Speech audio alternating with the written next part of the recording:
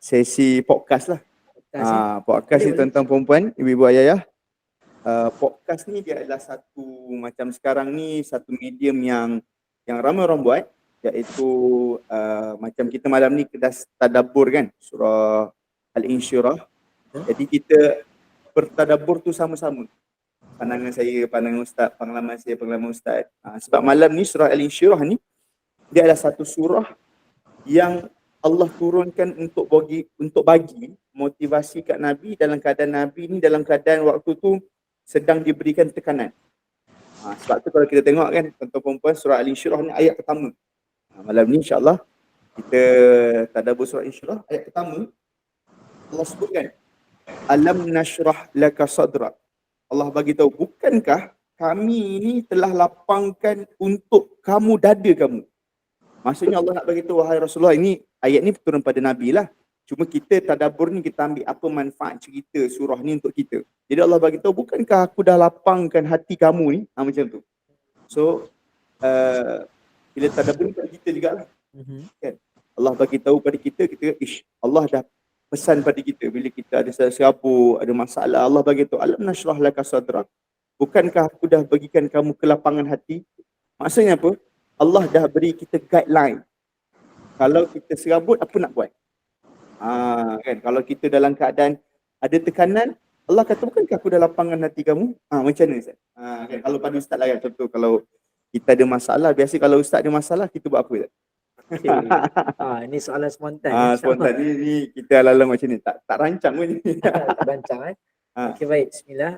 Ustaz Iman, bila kalau saya ada masalah, saya akan buat dua benda. Pertama, saya akan fikir masalah ni adalah disebabkan dosa yang aku buat sebelum ni, ataupun masalah ni sebab Allah nak angkat darjat.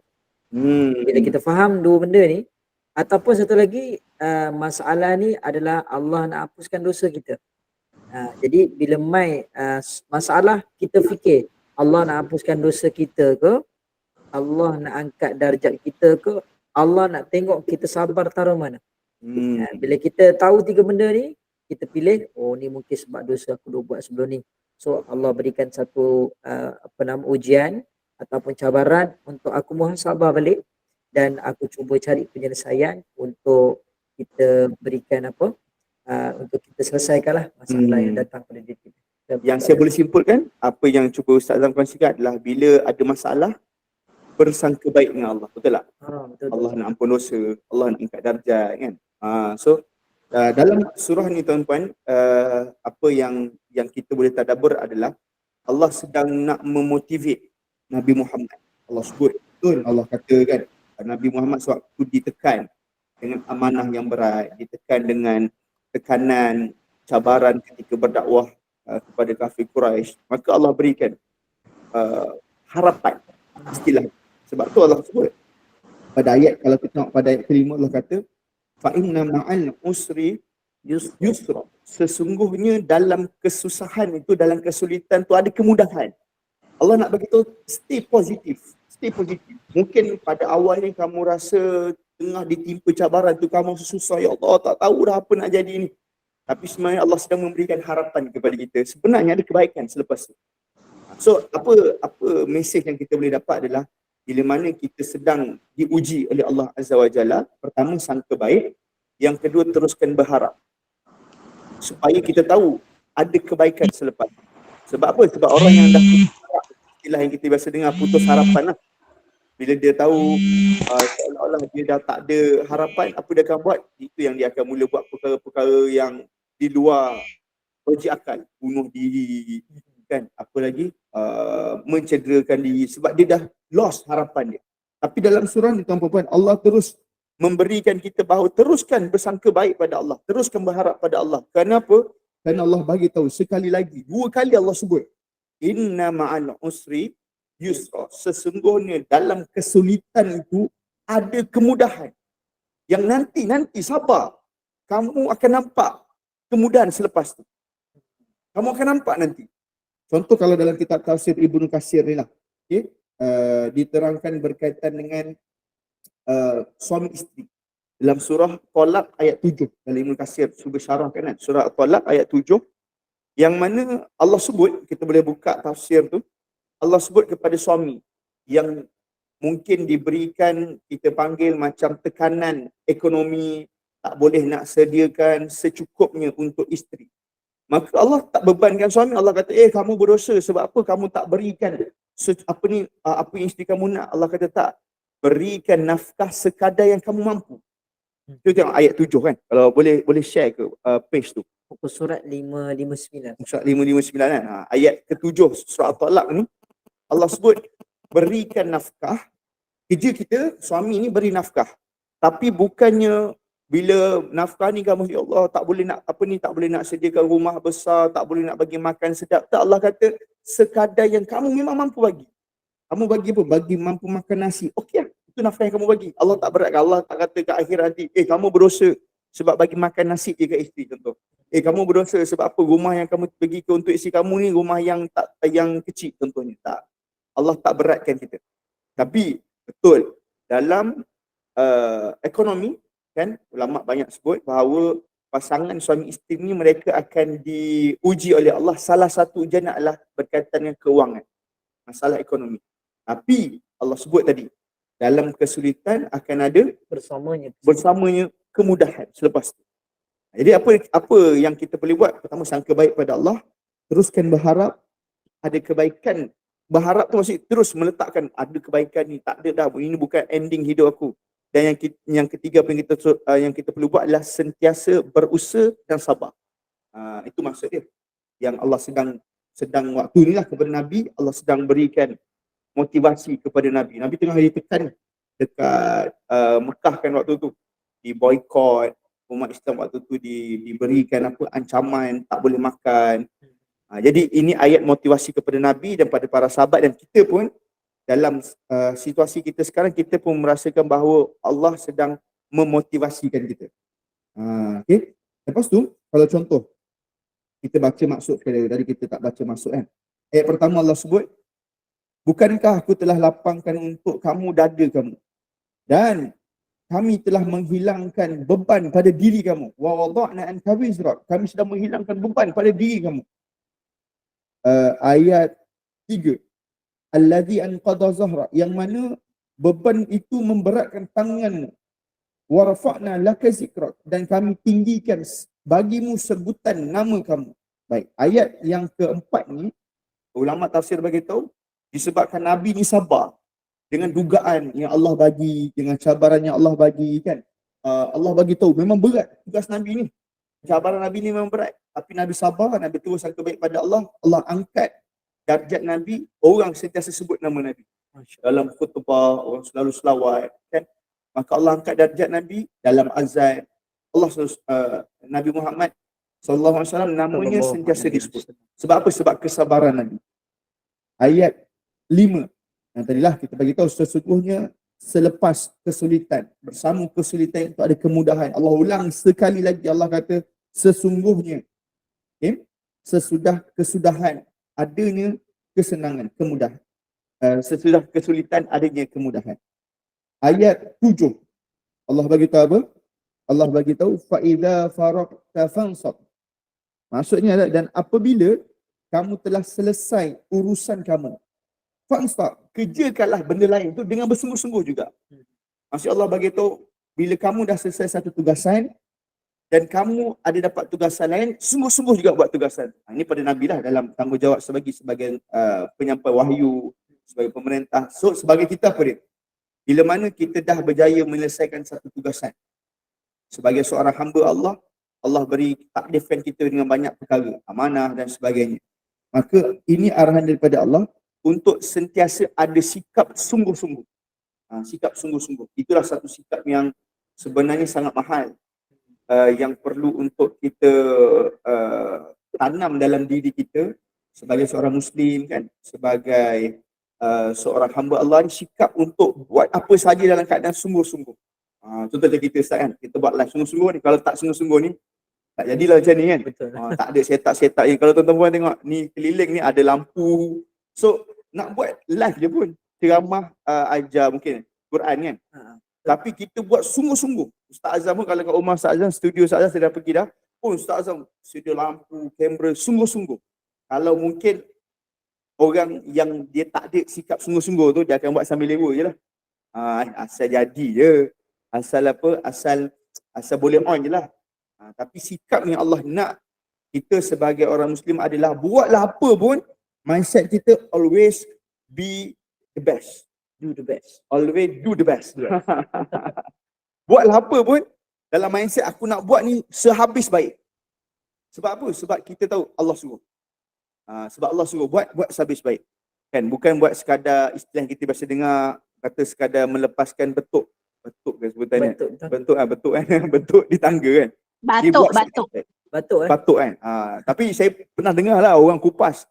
Batuk tu sebab ejaan Jawi dulu, tapi dia betuk. Betuk ni macam gayung orang zaman dulu-dulu kan. Orang lepas basuh kaki kat tangga tu, betuk tu, gayung tu dia letak kat tangga. Macam melepaskan betuk di tangga. Patutnya betuk tu dia ambil, dah cuci tadi air, letaklah dalam tempayan balik. Itu huraian orang lama lah cerita ni kan. So sama juga contoh kalau kita dekat rumah kan. Apa contoh kita buat kerja sungguh-sungguh kat rumah kan? Apa kemas rumah, masak masak kan. Alang-alang dah masak kan tu, ya Allah. Allah perintah ni buat sungguh-sungguh, Allah kata. Masak. Pastikan yang tersedap kita boleh buat. Bukan asal jadi je lah, makan kenyang juga. Masuk perut bercampur juga contohnya. Contoh. Nak cari contoh tadi tu berfikir juga. Contoh lain apa? Buat kerja sungguh-sungguh lagi. Contoh kalau kat rumah, kemas rumah. Kemas rumah kan. Kemas betul-betul. Bukan sekadar contoh nak tak sungguh-sungguh lah, sapu sampah serut bawah cushion. Dia sapu sampah serut bawah cushion. Bawah cushion orang tak nampak. Contoh saja. Okay. Dan Allah kata apa? Wa ila rabbika farghab. Okay. Dan apabila kamu dah buat sungguh-sungguh, kan? Orang biasa buat sungguh-sungguh ni apa harapan dia? Harapan dia adalah dah buat sungguh-sungguh, naklah berjaya, betul tak? Allah kata apa? Wa ila rabbika farghab. Dan kamu kena tahu, hanyalah kepada Allah kamu meletakkan pengharapan. Maksudnya kita akan mudah putus asa bila kita meletakkan expectation kejayaan tu pada diri kita. Aku dah sungguh-sungguh ni, kenapa tak berjaya? Apa silap? Kita akan putus asa. Mudah putus asa. So kita kena letak expectation. Pertama, yes, Allah suruh kita buat sungguh-sungguh. Kita buat sungguh-sungguh. Tapi berjaya bukan sebab usaha kita. Berjaya sebab Allah benarkan kita berjaya. Pengharapan tu Allah kata wa ila rabbika farghab. Dan kamu kena kembalikan pengharapan kamu kepada Allah. Contoh kita ada anak kan. Kita dah sungguh-sungguh dah ajar anak kita ni supaya dia pandai, hantar sekolah bagus itu. Kita dah sungguh-sungguh dah. Tapi kita jangan fikir dengan usaha kita hantar anak sekolah bagus, anak boleh pandai tak? Allah yang mengizinkan. Adakah anak kita faham? Adakah anak kita ni boleh dapat ilmu tersebut kan?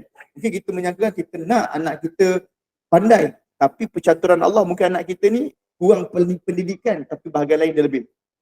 Contoh bahagian berkhidmat pada mak ayah lebih kat situ. Pendidikan mungkin kurang. Allah bagi tahu wa ila rabbika farghab. Kamu kena mengembalikan ke semua pengharapan kepada Allah. Meletakkan bahawa ya Allah, kami bersangka baik, engkau tahu apa yang terbaik untuk kami. Kami hanya usaha yang apa di sudut pandang kami, ini ikut terbaik. Tapi ya Allah, kami meletakkan pengharapan kepada engkau ya Allah, engkau je tahu apa yang sepatutnya kami dapat. Saya minta sikit Ustaz boleh? Boleh. Dalam ayat lain Allah juga sebut fa idza azamta fatawakkal 'ala Allah innallaha yuhibbul mutawakkilin. Maka selepas kita berazam, bertawakallah kepada Allah, sesungguhnya Allah sangat amat menyukai orang-orang yang bertawakal. Tawakal kan. Maksud kat situ Allah nak kita letakkan pengharapan tawakal pada Allah je. Kan? Jangan meletakkan pengharapan pada usaha kita. Dah usaha dah, lepas tu tak berjaya. Ya Allah, apa ni, aku dah keluar itu ini kan. Dia rasa macam loss lah. Kita kena hidup ni, kita kena gantung tu Allah. Kita buat sungguh-sungguh, Allah kata buat sungguh-sungguh. Tapi ingat, harap pada aku. Bukan kau berjaya sebab usaha kau. So, betapa amannya hati manusia bila dia boleh pegang macam tu. Dia rasa macam selamat. Sebab kalau dia rasa dengan usaha dia boleh berjaya, itu yang dia rasa tak cukup. Dia rasa apa yang tak kena kan. Macam tu lah lebih kurang. Tapi kita sebagai Islam, dia rasa tenang. Allah yang tentukan. Okay, itulah sikit yang Ustaz nak tambah ke? Saya pengalaman saya kan. Ini sikitlah kalau boleh saya kongsi dengan tuan-puan. Berkaitan dengan selepas kemudahan, kesusahan ada kemudahan. Tuan-puan, perempuan sekalian, waktu PKP lah benda ni, Allah betul-betul bagi saya satu, kita panggil tekanan, yalah PKP, tekanan ekonomi kewangan. Sebelum tu kita memang dah buat konsultan kan, buat program-program. Waktu PKP tuan-puan, start 2020 waktu tu, konsultan memang tak boleh bergerak, program tak boleh jalan, cuba buat online macam ni, tapi tak jadi. Orang belum biasa buat online kan. Jadi bayangkan, waktu tu saya dah kahwin, dah ada anak, income memang tak ada, bayar gaji staff pula. Jadi menyebabkan tertekan lah. Tertekan ni bukannya kita stres tak, tekanan ekonomi tu. Tapi ayat surah At-Talaq ayat 7 tadi, Allah kata apa? Aku tak beratkan kamu. Berikan nafkah sekadar yang memang kamu mampu. Allah kata dalam surah ayat 7. So saya dengan isi waktu tu kami catu tuan-tuan. Duit dah berkurang ni. So kalau hari ni makan nasi dengan telur, esok ayam lah, sikit ayam, seketul. Lusa telur balik. Dia tak boleh ayam. Dia lauk tu sehari satu lauk je dengan telur. So kita bersabar, kita tahu ada kemudahan lepas ni, sangka baik pada Allah. Walaupun tak nampak jalan keluar, apa ni PKP ni, ingat dia sekejap, sambung kan. Terus sangka baik pada Allah. Allah akan bukakan jalan yang kita tak sangka-sangka. Dan Allah bagi tahu, kamu kena bagi nafkah, tapi sekadar je lah. Bagi makan. Oh, ada telur, bagilah telur. Kan? Lepas tu kadang-kadang adalah boleh beli sayur sikit, bagilah sayur sikit. Waktu tu 6 bulan. Start PKP bulan 3 kan. Sampai bulan 10. Bulan 10 tuan-puan, Allah buka jalan keluar. Saya start dengan bulan 10 tu memang itulah duit terakhir saya. Saya tinggal RM200 je. Dalam keadaan ada anak, ada isteri, ada rumah semua tu kan. Yang perlu dibayar kot minggu bulanan, saya kata, ya Allah, saya tinggal duit simpanan saya RM200 je. Ya Allah, saya serahkan urusan hidup saya, ya Allah, pada Engkau. Ya Allah, usaha saya yang terakhir ni, RM200 ni saya buat cokoja. Cerita cokoja pula kan. Tuan-tuan, magicnya, istilah ni kan, ajaibnya Allah ni, kuasa Allah. Bila kita bergantung, betul-betul sabar pada Allah, RM200 tadi tu, Allah jadikan dia berganda. Berganda tu saya start cokoja dengan RM200. Buat, bulan 10 start, bulan 3, masuk kedai, masuk TV. 6 bulan. 6 bulan yang kita bersabar. Bulan 3 sampai bulan 10 bersabar, ditekan, kan? Allah buka jalan bulan 10 tu sampai bulan 3 tahun depan, Allah buka jalan yang memang tak sangka. Cokoja meletup, boleh masuk kedai, boleh beli mesin, boleh masuk TV. Kalau tuan-puan nak tengok dekat YouTube, boleh search Astro Awani Wonder Cokoja. Ada, dia datang kedai, dia temu ramah kita kan. So bila saya fikir, betul lah.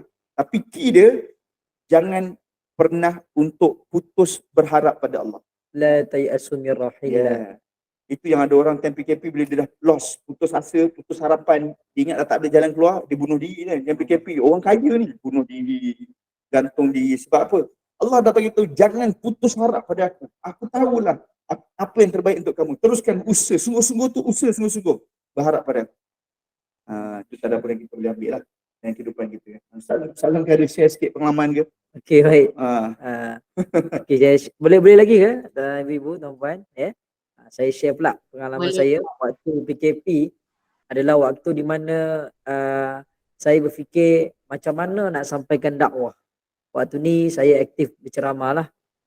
Tiba-tiba bila PKP, masjid tak buka, surau tak buka, sekolah tak buka, tak ada tempat nak ceramah. Fikir, kemudian Allah datangkan ilham.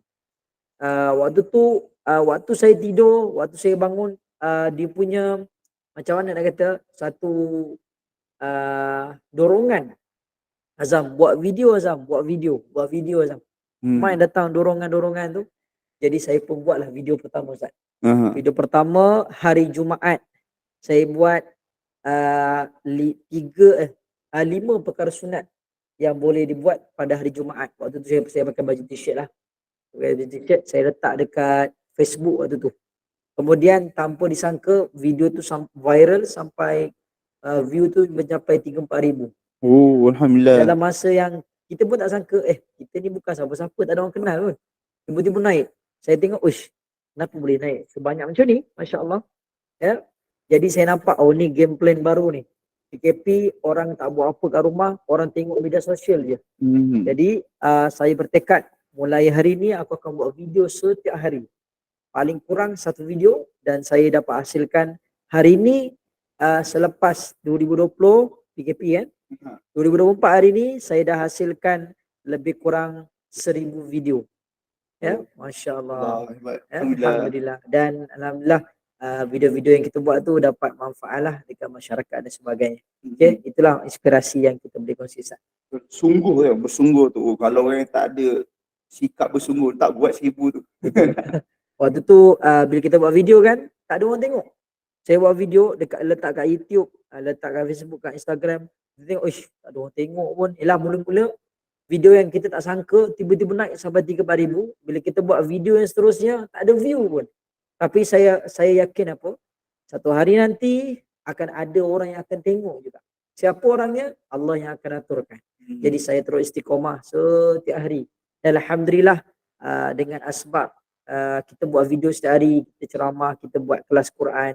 Rupa-rupanya benda tu melatih kita berpidato, melatih kita berbicara lah. Kalau tak dulu nak cakap depan orang pun kita masih bergagap lagi. Tapi hari ini subhanallah, asbab mungkin dah 1000 kali kita cakap dalam video kan.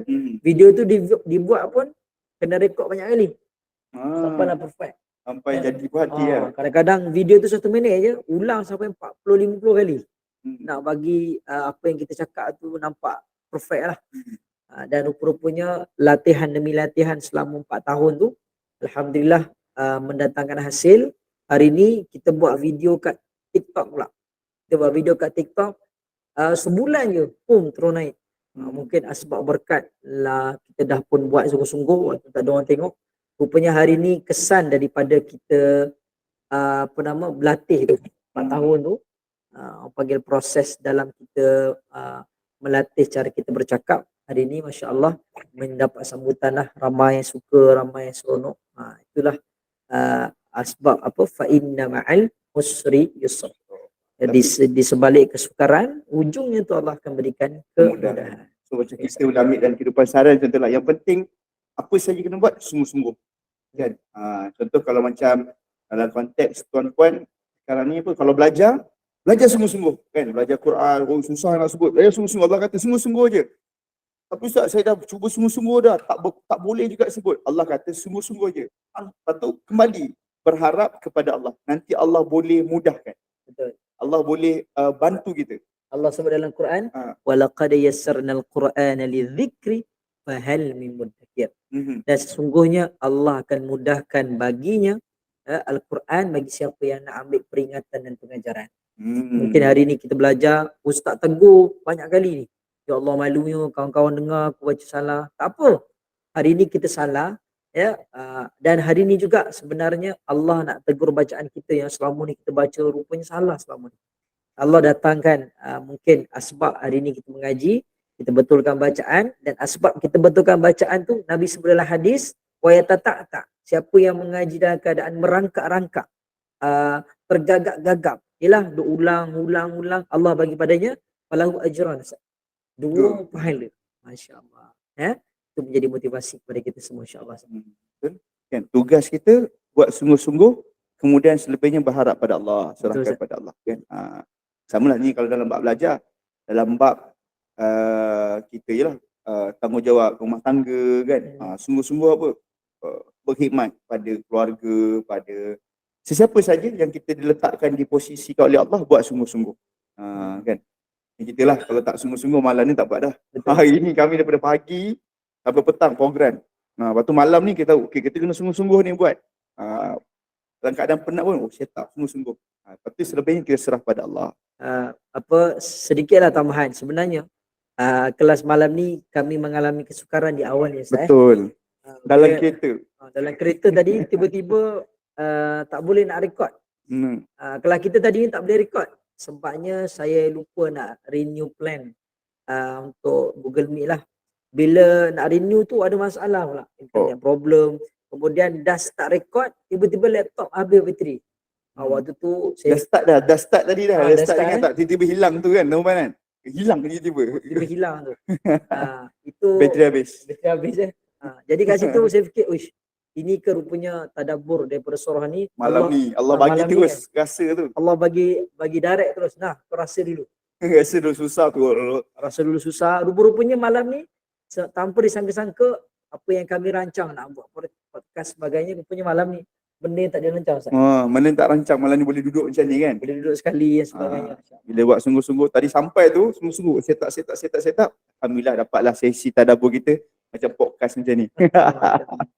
Alhamdulillah. Okay. Baik, Tuan ada soalan ke nak tanya? Minta soalan insya-Allah. Betul. Ada soalan ke nak tanya? Mana ada soalan boleh kita ni. Boleh buka mic ataupun nak tulis kat komen pun boleh insya-Allah. Ada? Masing-masing cakap masya-Allah, seronok. Alhamdulillah. Itulah tadi Puan Rahayu kan 2-3 kali terputus-putus. Itulah cabaran ya. Itulah Ustaz. Nak tanya Puan Rahayu silakan.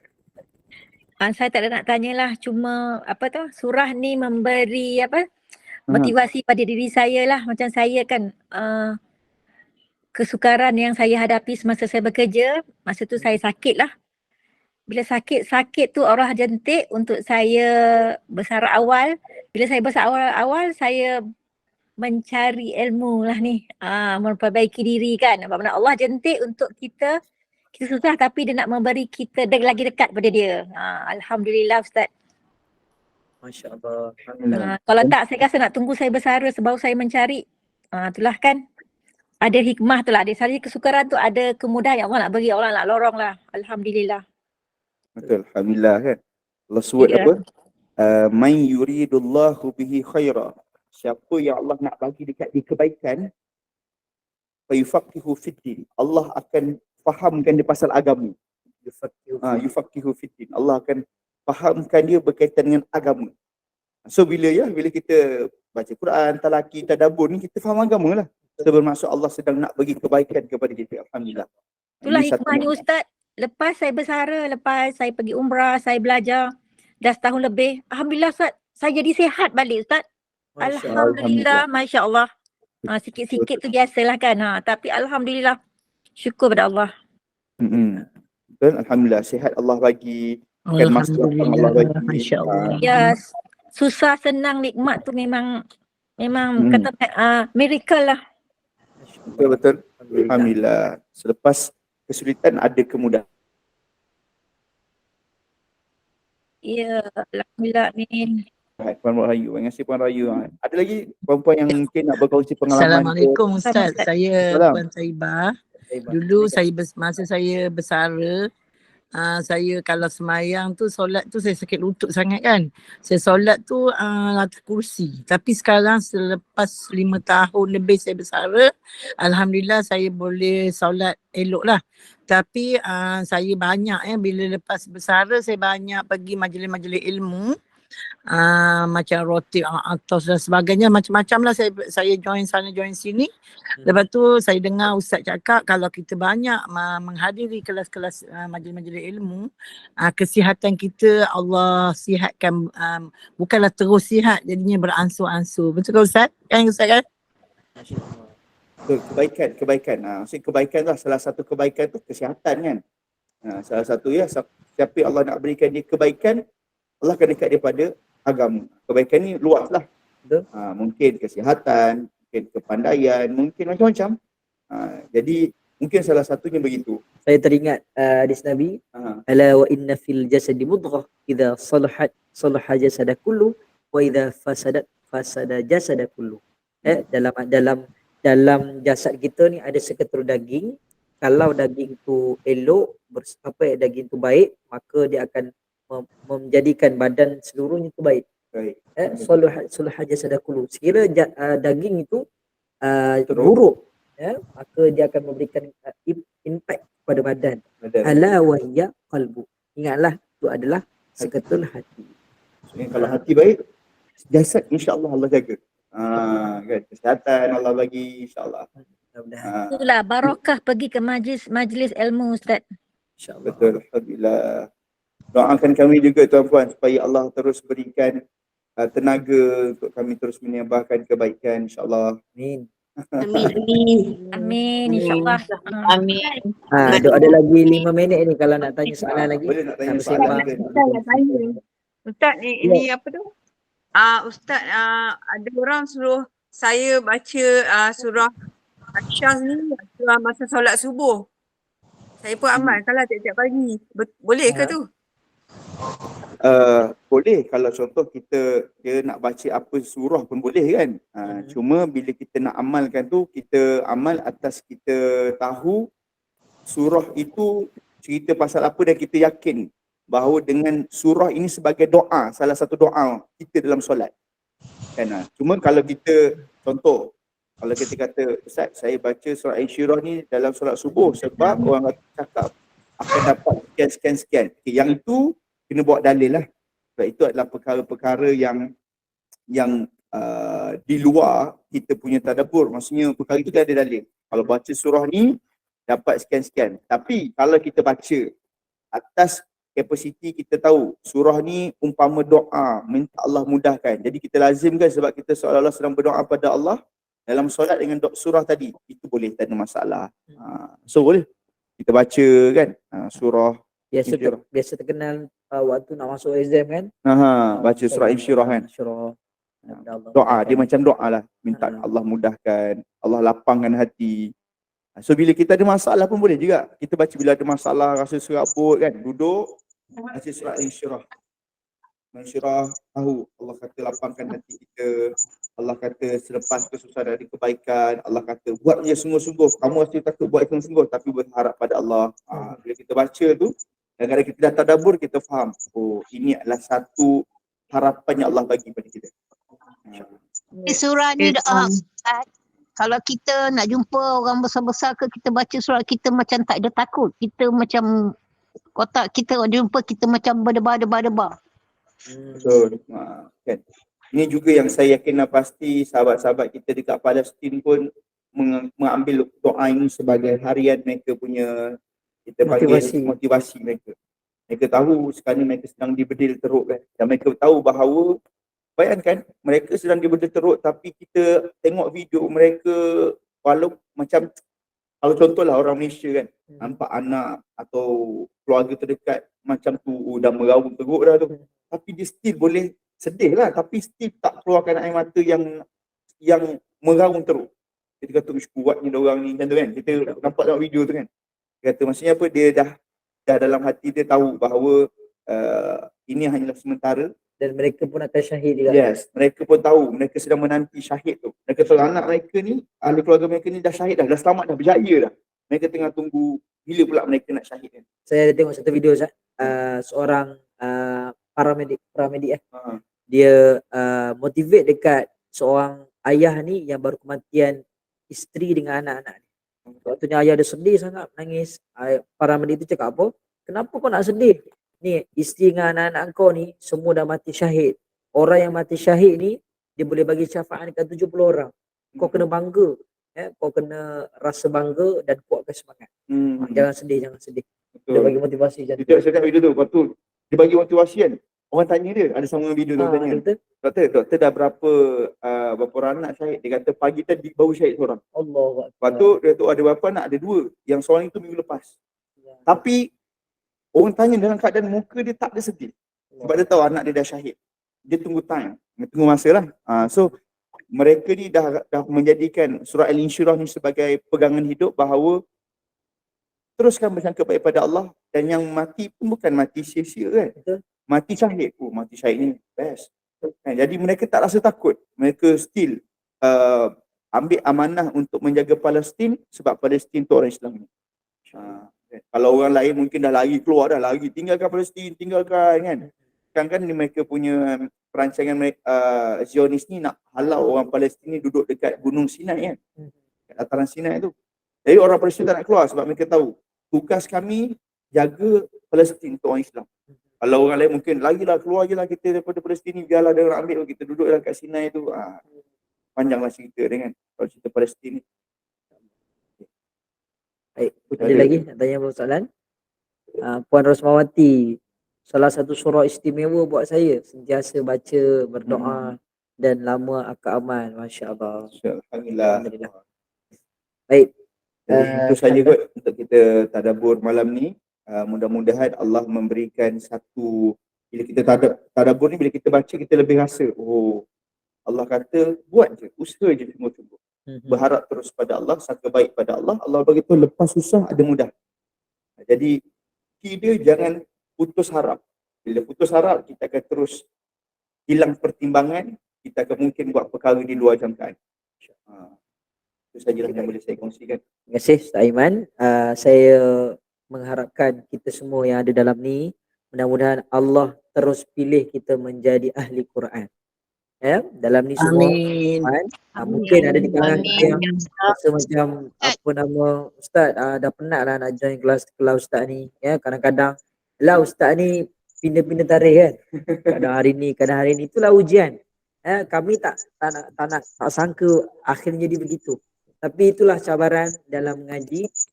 Jadi mudah-mudahan ibu-ibu semua terus bersemangat walaupun hari apa pun mengaji. Mudah-mudahan Allah pilih kita untuk bersama-sama dalam majlis ilmu ni, dan mudah-mudahan yang ada dengan saya, ada dengan kita semua ni dapat khatam sampai 30 juzuk. Berapa tahun Ustaz? Wallahu a'lam. Amin.